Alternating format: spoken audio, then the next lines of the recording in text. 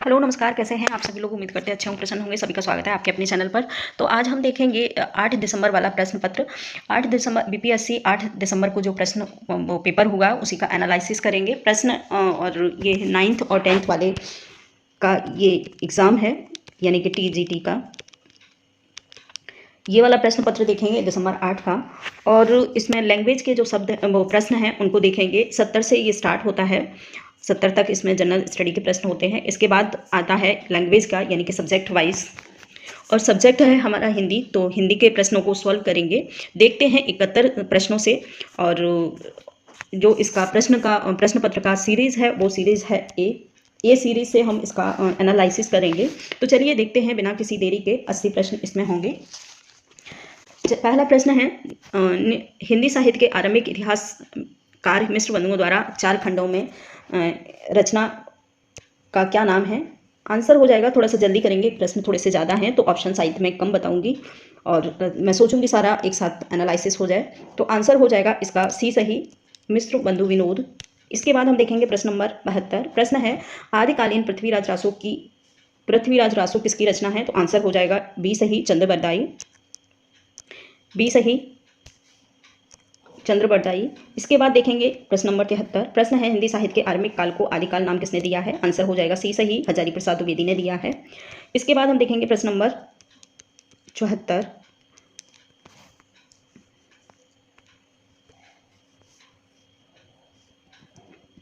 प्रश्न नंबर देखेंगे 74। सभी से निवेदन है कि वीडियो को लास्ट तक जरूर देखिएगा और आप अपना स्कोर जरूर करें। जितने भी लोग वीडियो को देख रहे हैं सभी से निवेदन है, एक लाइक शेयर जरूर करा करें। साथ ही वीडियो अच्छा लगे तो लाइक करने में कुछ नहीं जाता है, तो एक लाइक ज़रूर दिया करें। साथ ही जो लोग चैनल पर नए हैं सब्सक्राइब जरूर कर लें चैनल को। और सभी से मतलब रिक्वेस्ट है, निवेदन है कि अपना स्कोर जरूर मेंशन करें, जिससे कि मैं कुछ कट ऑफ निर्धारित कर सकूँ, कट ऑफ का एनालिसिस कर सकूँ, किस प्रकार से कट ऑफ हो सकता है। तो सभी से निवेदन है अपना स्कोर जरूर कमेंट के माध्यम से शेयर करेंगे। प्रश्न नंबर देखेंगे 74। भक्तिकाल की समय सीमा मानी गई है। हम लोग जानते हैं भक्तिकाल की समय सीमा क्या है। तो 1375 से लेकर के 1700 आचार्य रामचंद्र शुक्ल के अनुसार संवत 1375 से 1700 तक मानी गई है। आंसर हो जाएगा बी सही। 75 का देखेंगे, पोथी पढ़ पढ़ जग हुआ, पंडित हुआ न को भया न कोय, ढाई आखर प्रेम के पंडित हुआ न कोय। आंसर हो जाएगा इसका कबीरदास के प्रमुख पंक्तियाँ हैं। प्रश्न नंबर देखेंगे 76। और हिंदी के सूफी प्रेमाख्यान लिखने वाले कवि हैं मलुकदास हैं और बीरभान हैं, मलिक मोहम्मद जायसी हैं। आंसर हो जाएगा सी सही, मलिक मोहम्मद जायसी। इसके बाद हम देखेंगे प्रश्न नंबर 77। भक्तकाल के किस कवि के नाम से पूर्व गोस्वामी लगता है। तो गोस्वामी तुलसीदास हैं। आंसर हो जाएगा बी सही। इसके बाद हम देखेंगे प्रश्न नंबर 78। उत्तर मध्यकाल को रीतकाल की संज्ञा किसने दी है। आंसर हो जाएगा उत्तर मध्यकाल को रीतकाल की संज्ञा जो दी है वो है सी सही, आंसर रामचंद्र शुक्ल ने। रीतकाल को, उत्तर मध्यकाल को रीतकाल जो नाम दिया है आचार्य रामचंद्र शुक्ल के अकॉर्डिंग है। इसके बाद देखेंगे 79। निज भाषा उन्नत है, सब उन्नत का मूल, बिन निज भाषा ज्ञान के मिटे ही ये ना सूल। तो आंसर हो जाएगा इसका भारतेंदु हरिश्चंद्र, ए सही। भारतेंदु हरिश्चंद्र की प्रमुख पंक्तियां हैं, ये बहुत बार रिपीट होती हैं एग्जाम में। इसके बाद हम देखेंगे प्रश्न नंबर 80। गोदान किस विधा की रचना है। बहुत ही सिंपल सा प्रश्न है, बहुत हार्ड प्रश्न पत्र नहीं आया है, तो उम्मीद करते हैं सभी ने स्कोर अच्छा ही किया होगा। आंसर हो जाएगा इसका उपन्यास, बी सही। गोदान जो है प्रेमचंद की बहुत ही महत्वपूर्ण रचना है, उपन्यास जिसका नाम है गोदान। आंसर प्रश्न नंबर है 81। हल्दी घाटी के रचनाकार कौन है। माखनलाल चतुर्वेदी हैं, श्याम नारायण पांडे हैं। तो आंसर हो जाएगा इसका बी सही। हल्दी घाटी जौहर श्याम नारायण पांडे की महत्वपूर्ण रचनाएं हैं। तो आंसर होगा बी सही। इसके बाद देखेंगे 82। प्रश्न नंबर जयशंकर प्रसाद द्वारा रचित नाटक है आधे अधूरे है, सबसे बड़ा आदमी है, ध्रुव सामनी है। तो आंसर हो जाएगा ध्रुव सामनी इनका महत्वपूर्ण नाटक है। इसके बाद हम देखेंगे प्रश्न नंबर 83। हिंदी साहित्य के किस काल को हिंदी साहित्य का स्वर्णकाल कहा है। तो आंसर हो जाएगा भक्तिकाल। हिंदी साहित्य के भक्तिकाल को स्वर्णकाल कहा गया है। आचार्य ए सही है आंसर इसका। इसके बाद देखेंगे 84। रामचरितमानस में कुल कितने कांड हैं। तो इसमें 7 कांड हैं टोटल, बी सही है आंसर इसका। प्रश्न नंबर देखेंगे 85। सुमित्रानंद पंत आधुनिक काल के किस धारा के कवि हैं। तो छायावादी कवि हैं सुमित्रानंद पंत, प्रसाद पंत निराला, महादेवी वर्मा, 4 छायावादी की प्रमुख स्तंभ माने गए हैं।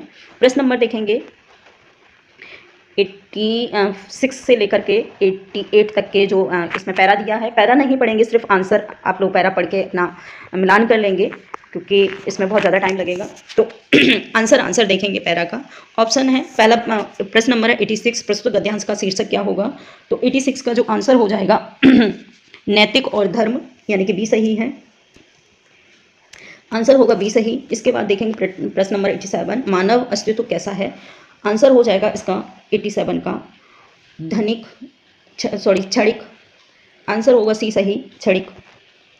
इसके बाद हम देखेंगे प्रश्न नंबर 88। प्रश्न नंबर है 88, ऐश्वर्य का अर्थ होता है? तो वैभव है, धन है, ईर्षा, कृपा है। आंसर इसका आंसर हो जाएगा इसमें 88 का आंसर हो जाएगा इसमें डी सही। एक से अधिक आंसर इसके सही हैं।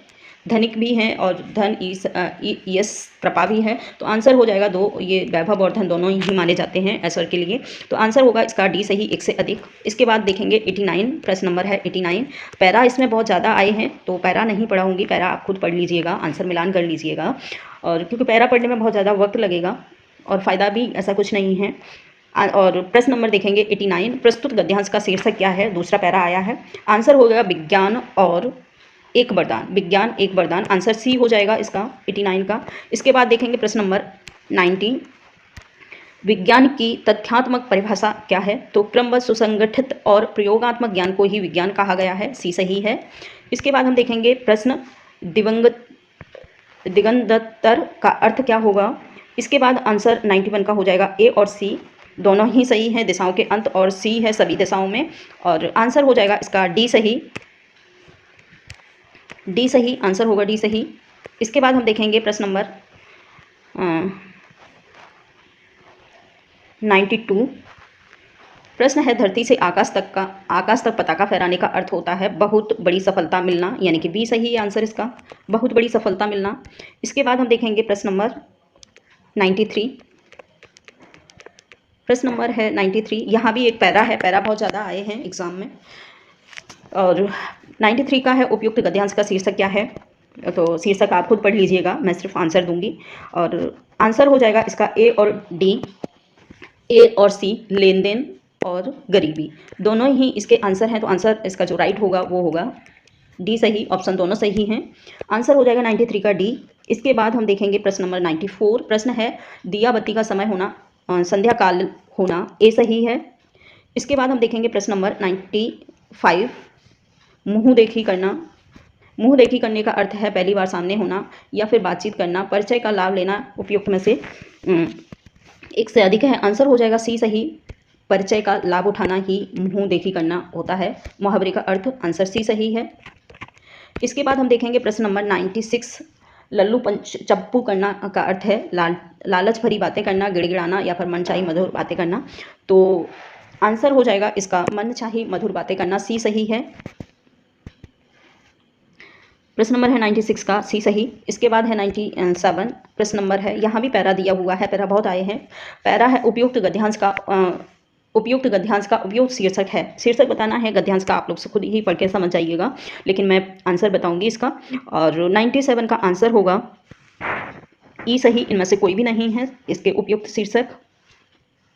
इसके बाद हम देखेंगे प्रश्न नंबर 98, और सानिध्य का अर्थ होता है निकटता का प्रेरक भाव। आंसर हो जाएगा इसका सी सही, निकटता का प्रेरक भाव, सी सही है। इसके बाद हम देखेंगे प्रश्न नंबर 99, गांठ बांध लेना मुहावरे का अर्थ होता है दृढ़ निश्चय कर लेना, यानी कि आंसर हो जाएगा ए सही। प्रश्न नंबर देखेंगे 100, धन्य होने का अर्थ होता है सौभाग्य होना, धनी होना या फिर धन धान्य से संपन्न होना। तो आंसर हो जाएगा 100 का ये सही, सौभाग्यशाली होना, धन्य होने का जो अर्थ है सौभाग्यशाली होना। इसके बाद देखेंगे प्रश्न नंबर 101, ये भी एक गद्यांश है। उपयुक्त गद्यांश का उपयुक्त शीर्षक बताना है। आंसर हो जाएगा इसका ए सही, 101 का आंसर हो जाएगा इसका डी सही, एक से अधिक। आंसर इसमें दिया हुआ है, उपयुक्त शीर्षक है दिवाली है और खुशी का दिन भी है, पावन पर्व भी है। तो आंसर हो जाएगा इसका डी सही, एक से अधिक आंसर इसके ऑप्शन सही हैं। इसके बाद हम देखेंगे प्रश्न नंबर 102, मन में फुलझड़ी चलने का अर्थ होता है बच्चों का खेलना, आतिशबाजी करना, बहुत खुश होना। तो आंसर हो जाएगा 102 का सी सही, बहुत खुश होना। प्रश्न नंबर देखेंगे 103, आसमान छू लेने का अर्थ होता है झूठी बातें करना, सराहनीय सफलता करना, असंभव बात करना। तो आंसर हो जाएगा इसका बी सही, सराहनीय सफलता प्राप्त करना आसमान छूने का अर्थ होता है, बी सही है आंसर इसका। इसके बाद हम देखेंगे प्रश्न नंबर 4, श्री राम को क्यों याद किया गया? ये आंसर है वे मर्यादा पुरुषोत्तम थे या फिर थे उनके वनवास से अयोध्या लौटने के वक्त लौटने की खुशी में। आंसर हो जाएगा इसका 4 का जो है बी सही, उनके वनवास से वापस अयोध्या लौटने की खुशी में ये दिवाली पर्व मनाया गया था। तो आंसर हो जाएगा इसका बी सही। प्रश्न नंबर देखेंगे 5, ये भी एक पैरा है। उपयुक्त गद्यांश का उपयुक्त शीर्षक हमें बताना है। आंसर हो जाएगा इसका 5 का ई सही, इनमें से कोई भी गद्यांश सही नहीं है, उपयुक्त शीर्षक नहीं है, आंसर ई सही होगा। इसके बाद हम देखेंगे प्रश्न नंबर 6, भोला होना का अर्थ है मूर्ख होना, अशिक्षित होना, सीधा होना। तो आंसर हो जाएगा 6 का सी सही, सीधा होना। प्रश्न नंबर देखेंगे 7 का धीरज खो बैठने का अर्थ होता है बेहोश होना, चीखने लगना, परेशान होना। तो आंसर हो जाएगा सी सही, परेशान होना। धीरज खोने का अर्थ है परेशान होना। प्रश्न नंबर 107। इसके बाद देखेंगे प्रश्न नंबर 108। प्रश्न है आंसू पोंछने का अर्थ है चेहरे को साफ करना, दर्द सहने का प्रयास करना, आंखों को साफ करना। उपयुक्त में से एक से अधिक है, तो आंसर हो जाएगा इसका प्रश्न नंबर 108 का बी सही, दर्द सहन करने का प्रयास करना, बी सही होगा आंसर इसका। इसके बाद देखेंगे प्रश्न नंबर 108 109। प्रश्न नंबर है 109, सुमेलित करना है। प्रस्तुत जो दिया हुआ है एक शायरी दी हुई है, उसको सुमेलित करना है कहानी और उनके लेखक के साथ में। तो आंसर हो जाएगा इसका प्रश्न नंबर है 109। 109 का आंसर जो हो जाएगा बी सही होगा। बी में है, आप लोग मिलान कर लीजिएगा। चीफ की दावत आंसर होगा इसका फर्डिसो रेडू, और लाल पान की बेगम वो है उसने कहा चंदा शर्मा गुलेली है, ईदगाह प्रेमचंद की है, लाल पान की बेगम भीष्म साहनी की है। तो आंसर इसी हिसाब से आप लोग मिलान कर लेंगे। आंसर होगा इसका बी ए सही, ए नहीं है सॉरी, बी सही है। आंसर होगा इसका बी 4 3 1 2, बी सही है। इसके बाद हम देखेंगे प्रश्न नंबर 10 110। उपन्यास का मिलान करना है, प्रमुख जो उपन्यास और उपन्यासकारों का मिलान करना है। राग दरबारी श्रीलाल शुक्ल की रचना है, आपका बंटी मन्नू भंडारी की है, झूठा सच यशपाल की है, और जिंदगी नामा जो है कृष्णा सोबती की रचना है। मिलान कर लेंगे आप लोग इसी हिसाब से। आंसर हो जाएगा इसका ए सही, ए सही 3 1 4 2। इसके बाद हम देखेंगे प्रश्न नंबर 11, गणेश में कौन सी संधि है? कौन सी संधि है गणेश? तो आंसर हो जाएगा इसमें स्वर संधि, यानी कि ये सही है। 12 प्रश्न नंबर देखेंगे 12, पराधीन का संधि विच्छेद है पर धन अधीन। आंसर हो जाएगा इसका 12 का सी सही, पर धन अधीन, अधीन नहीं होगा अधीन होगा, आंसर होगा सी सही। इसके बाद हम देखेंगे प्रश्न नंबर 13, नीलकमल में कौन सा समास है? तो आंसर हो जाएगा बी सही, कर्मधारय समास नीलकमल में है। प्रश्न नंबर देखेंगे 14, सिटीजन का हिंदी परिभाषित शब्द बताइए। तो होगा सी सही, नागरिक, सिटीजन हम कहते हैं नागरिक को। आंसर हो जाएगा इसका सी सही। प्रश्न नंबर देखेंगे 15 है, स्लेबल का व्याकरणिक हिंदी परिभाषिक शब्द है। स्लेबस नहीं है, स्लेबल लिखा हुआ है, आप लोग देख सकते हैं। प्रश्न नंबर है 115, जिसका अर्थ होता है शब्दांश। स्लेबल अर्थ होता है शब्दांश, ठीक है। इसका व्याकरणिक अर्थ बताना है, वर्ड है, अक्षर है, पद है। तो आंसर हो जाएगा इसका 15 का ए और बी दोनों ही सही हैं, वर्ड और अक्षर। आंसर डी सही होगा, आंसर होगा डी सही 15 का। प्रश्न नंबर देखेंगे 116, समास के कितने भेद होते हैं? आंसर हो जाएगा ए सही, समास के कुल 6 भेद किए गए हैं हमारे हिंदी व्याकरण में। आंसर होगा ए सही। प्रश्न नंबर देखेंगे 17, यह स्वादिष्ट फल है, वाक्य में स्वादिष्ट किस वर्ग का शब्द है? ऑप्शन है क्रिया विशेषण है या फिर है सर्वनाम। तो आंसर हो जाएगा इसका प्रश्न नंबर 17 का आंसर होगा विशेषण, बी सही है आंसर इसका, यह एक विशेषण है। प्रश्न नंबर देखेंगे 18, खाक छानना अर्थ होता है धूल इकट्ठा करना, धूल साफ करना, दर दर भटकना। आंसर सी सही हो जाएगा, खाक छानने का मतलब होता है दर दर भटकना। प्रश्न नंबर देखेंगे 119, ऊँट के मुंह में जीरा का अर्थ होता है ऊँट द्वारा जीरा खाना, कमजोर होना, या फिर बहुत बड़े को बहुत थोड़ा देना। तो आंसर सी होगा इसका, बहुत बड़े को बहुत थोड़ा देना। आंसर हो जाएगा सी सही। प्रश्न नंबर देखेंगे 20, रिक्त वाक्य की पूर्ति के लिए शब्द चयन कीजिए। वह दिन डैश लगा हुआ है, भ्रमण के लिए निकलता है, खरीदारी के लिए, सदा के लिए, संध्याकालीन के लिए, उपयुक्त में से है। एक से अधिक आंसर, तो आंसर हो जाएगा 120 का सी सही, संध्याकालीन, सॉरी सी सही है, संध्याकालीन। इसके बाद हम देखेंगे प्रश्न नंबर है हमारा 21, 121 का देखेंगे प्रश्न। प्रश्न है वाक्यांश, वाक्य के आरंभ में जैसे और मध्य में वैसे का प्रयोग होने पर किस प्रकार के वाक्य की रचना होती है? ऐसे और वैसे होने पर, तो जहाँ पर ऐसे वैसे जहाँ प्रयुक्त होते हैं शब्द जैसा वैसा तैसा और जो वो, इस प्रकार के जहाँ पर शब्दों का प्रयोग होता है वो शब्द मिश्रित वाक्य कहलाता है। आंसर हो जाएगा इसका बी सही, मिश्रित वाक्य। प्रश्न नंबर देखेंगे 22, मारा गया हाय वह, शुद्ध कीजिए, इसको शुद्ध करना है, तो आंसर हो जाएगा हाय वह मारा गया, आंसर सी सही हो जाएगा, हाय वह मारा गया। इसके बाद हम देखेंगे प्रश्न नंबर 23। प्रश्न नंबर है 23, आज रविवार का दिन है, शुद्ध कीजिए, तो आंसर हो जाएगा आज रविवार है, बी आंसर सही होगा।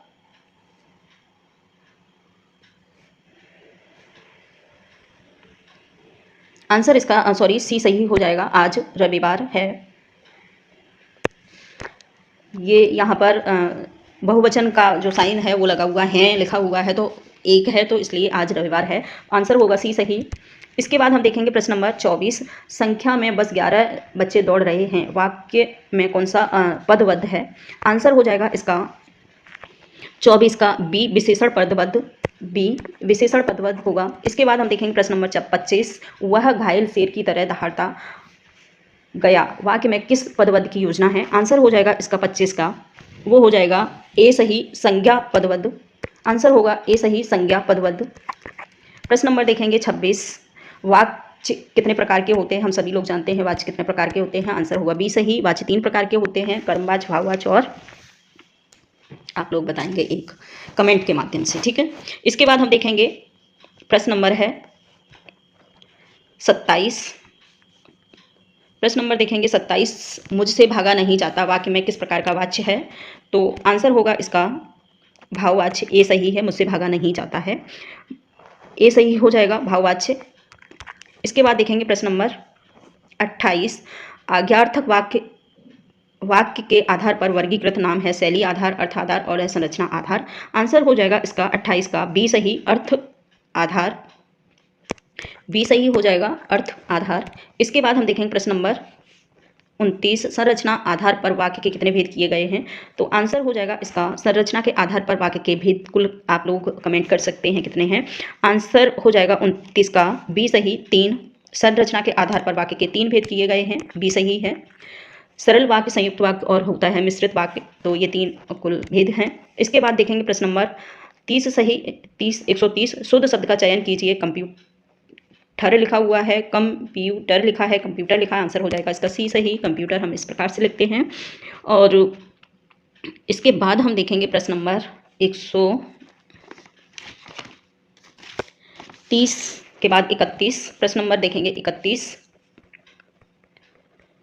प्रश्न है, अब अबला जीवन हाय तुम्हारी यही कहानी, आंचल में है दूध और आंखों में है पानी, तो ये प्रमुख रचना किस प्रकार की व्यंजना को निर्देशित करती हैं? आंसर हो जाएगा इसका अर्थी व्यंजना है, शाब्दी व्यंजना है, विशेष व्यंजना है, विशेष व्यंजना कोई होती नहीं है, शाब्दी, अर्थी, अभिधा, लक्षणा और व्यंजन वो होती है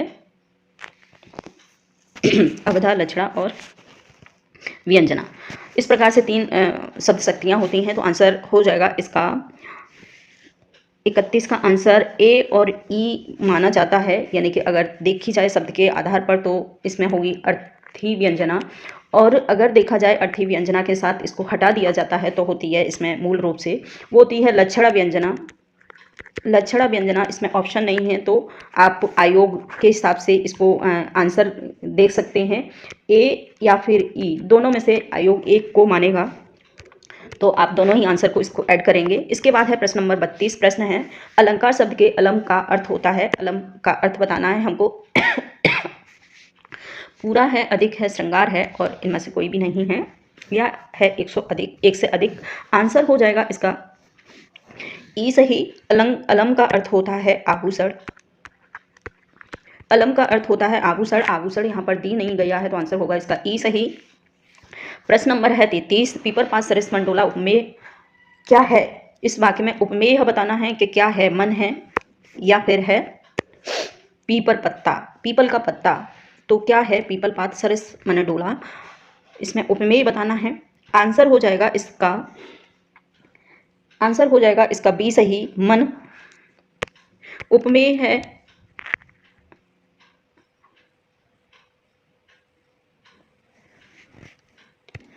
आंसर होगा इसका उपमेय में बी। आयोग के हिसाब से इसमें बी लगा हुआ है, लेकिन मेरे हिसाब से होगा ए। आप दोनों ही देख सकते हैं, मैं तो इसको ए ही कहूंगी। उपमेय और उपमान, तो उपमान मेरे हिसाब से मन है और उपमेय जो है पीपल पात है। आंसर हो जाएगा इसका, ये दोनों ही आप लोग लगा सकते हैं, ए और बी। इसके बाद हम देखेंगे प्रश्न नंबर 134, या अनुरागी चित्त की गत समझे नहीं कोई, ज्यों ज्यों बूढ़े श्याम रंग त्यों त्यों उज्जवल हो गया। इसमें अलंकार बताना है। तो यहाँ पर कम होने पर ज्यों ज्यों बूढ़े श्याम रंग त्यों त्यों उज्जवल हो, तो अगर किसी कामली को काले रंग में डुबो दिया जाएगा तो उज्जवल कहाँ से होगी? यहाँ से विरोधाभास प्रस्तुत होता है। आंसर हो जाएगा सी सही, विरोधाभास। प्रश्न नंबर है 35, उत्प्रेक्षा शब्द का अर्थ होता है संभावना है, सुंदर है, श्रेष्ठता है। आंसर हो जाएगा ए सही, उत्प्रेक्षा अलंकार जो उत्प्रेक्षा का अर्थ होता है संभावना प्रकट करना। उदित उदयगर मंच पर रघुवर बाल पतंग, विकसे सन सरोज सब, हर्षे लोचन भृंग। प्रस्तुत पंक्तियों में अलंकार बताना है, तो उसमें हो जाएगा 36 का आंसर होगा रूपक अलंकार, यानी कि सी सही।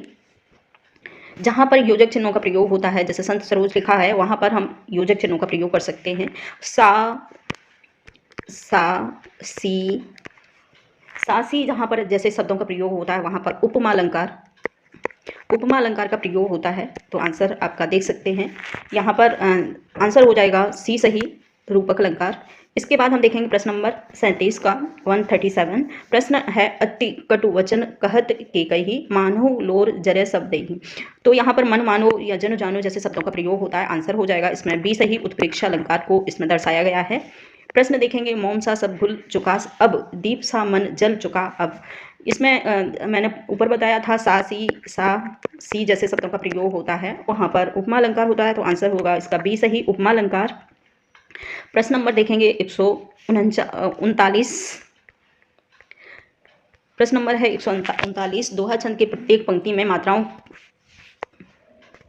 की योजना क्या होती है? तो दोहा में हमने देखा है कि 13-11 पर यति होती है। इसके 4 चरण होते हैं, कुल 24 मात्राओं का ये एक मात्रिक छंद है। तो आंसर हो जाएगा इसका ए सही, 13-11।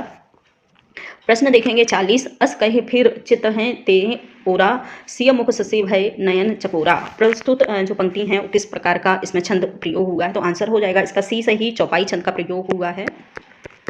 इसके बाद हम देखेंगे प्रश्न नंबर, चौपाई छंद में 16-16 मात्राएं होती हैं, 4 चरण होते हैं। प्रश्न नंबर है 141 यानी कि 41, किस छंद के प्रत्येक चरण में 24 मात्राएं होती हैं? और 11 और 13 पर यति होती है। 11 और 13 पर यति होती है। प्रत्येक चरण में 24 मात्राएं होती हैं। दोहा में मूल रूप से 13-11 पर होती है यति। तो हम देखेंगे 11, तो आंसर हो जाएगा इसका ए सही, रोला छंद होता है। रोला छंद में होती हैं 24 मात्रा हैं। इसके बाद हम देखेंगे 24 मात्राओं के बाद 26 मात्राओं का एक वर्णिक छंद होता है, जिसे कहते हैं गीतिका, जिसमें होती हैं 26 मात्राएं टोटल। इसके बाद होता है हरिगीतिका में होती हैं 28 मात्राएं हैं। तो इस प्रकार से आप समझ सकते हैं ये सारे के सारे वर्णिक छंद हैं। प्रश्न नंबर देखेंगे 42, छंद गणना में मात्रा के कितने भेद होते हैं? छंद गणना में जो मात्राओं की गणना की जाती है किस प्रकार से होती है? तो 2 प्रकार से होती है, लघु मात्रा और दीर्घ मात्रा। आंसर हो जाएगा ए सही, लघु मात्रा और दीर्घ मात्रा, यानी कि लघु और गुरु कहते हैं। गुरु मात्रा या फिर लघु मात्रा। लघु मात्रा में 1 मात्रा ऐड की जाती है, गुरु मात्रा में 2 मात्राओं को ऐड किया जाता है। आंसर हो जाएगा ए सही। इसके बाद हम देखेंगे प्रश्न नंबर 42। प्रश्न नंबर देखेंगे 42 अच्छा 42 हो चुका है। प्रश्न नंबर है 43, सामान्य रूप से काव्य गुण के कितने भेद हैं? काव्य में कितने गुण सामान्य रूप से निर्धारित किए गए हैं? वैसे तो अलग अलग बहुत सारे जो हमारे काव्य शास्त्री लोग हैं उन्होंने अलग अलग तरीका से दिए हैं काव्य के गुण, लेकिन मूल रूप से देखे जाएंगे तो काव्य के 3 गुण होते हैं, जिसमें है ओज, प्रसाद और होता है माधुर्य। 3 प्रकार के गुण पाए जाते हैं हमारे काव्य शास्त्र में। तो आंसर हो जाएगा ए सही। इसके बाद हम देखेंगे प्रश्न नंबर 44, इनकी गाथा छोड़ चलो झांसी के मैदानों में जहां लड़ी थी लक्ष्मीबाई मर्द बनी मर्दानों में, निम्न में से कौन सा गुण है। तो यहाँ देखेंगे जहाँ पर लड़ाई जैसा शौर्य या फिर उत्साह जैसी चीज शब्दों का प्रयोग होता है वहाँ पर ओज गुण होता है। आंसर हो जाएगा बी सही, ओज गुण। इसके बाद हम देखेंगे प्रश्न नंबर 4, चंद्र की चंचल किरणें खेल रही जलथल में स्वच्छ चांदनी बिछी हुई अवन और अमृत तल में। प्रस्तुत पंक्तियों में काव्य गुण बताया गया है।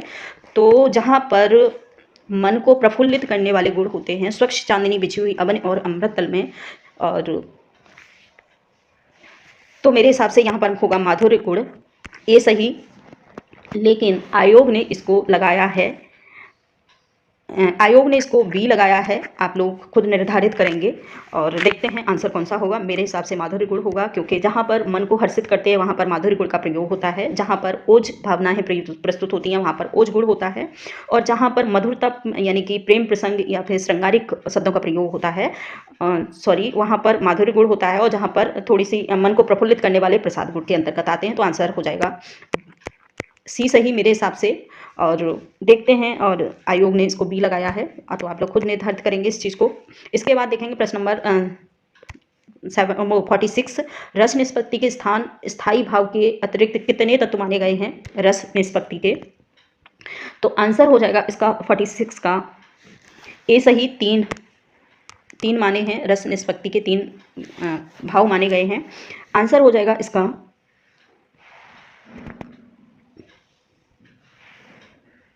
ए सही। आयोग के अकॉर्डिंग 3 माने गए हैं, लेकिन होते हैं स्थायी भाव इसमें चूंकि लगा हुआ है।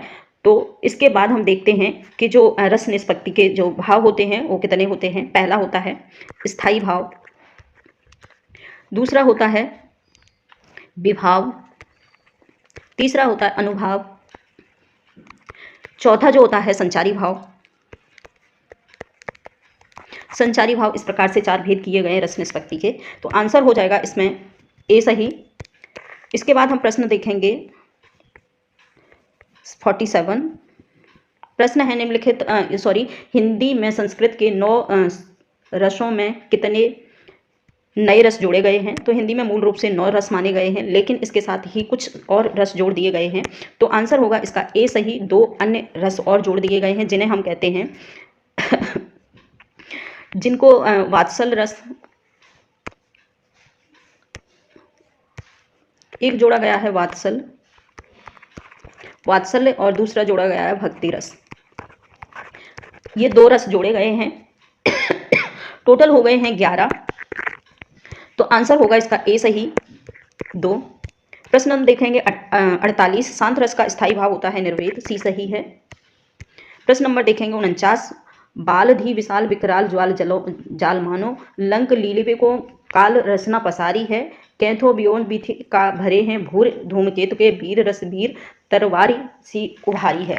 प्रस्तुत पंक्तियों में रस बताना है, तो इसमें जो रस होगा वो हो जाएगा भयानक रस, क्योंकि यहाँ पर किसी योद्ध ओजतापूर्ण का वर्णन हो रहा है। तो आंसर जो हो जाएगा 49 का वो हो जाएगा बी सही, भयानक रस। इसके बाद हम देखेंगे प्रश्न नंबर लास्ट प्रश्न है, मैया कबहू बढ़ेगी चोटी कित बार मोहे दूध पियावत यह अजहू है छोटी। तो इसमें रस पूछा है, कौन सा रस है। आंसर होगा सी सही, वात्सल्य रस का प्रयोग हुआ है। तो फ्रेंड्स आज इतना ही। इसमें जो सब्जेक्ट वाइज जो प्रश्न पत्र था वो सारा सॉल्व हो गया। सभी से निवेदन है कमेंट जरूर दें और अपना स्कोर जरूर मेंशन करें कमेंट के माध्यम से। Thank you.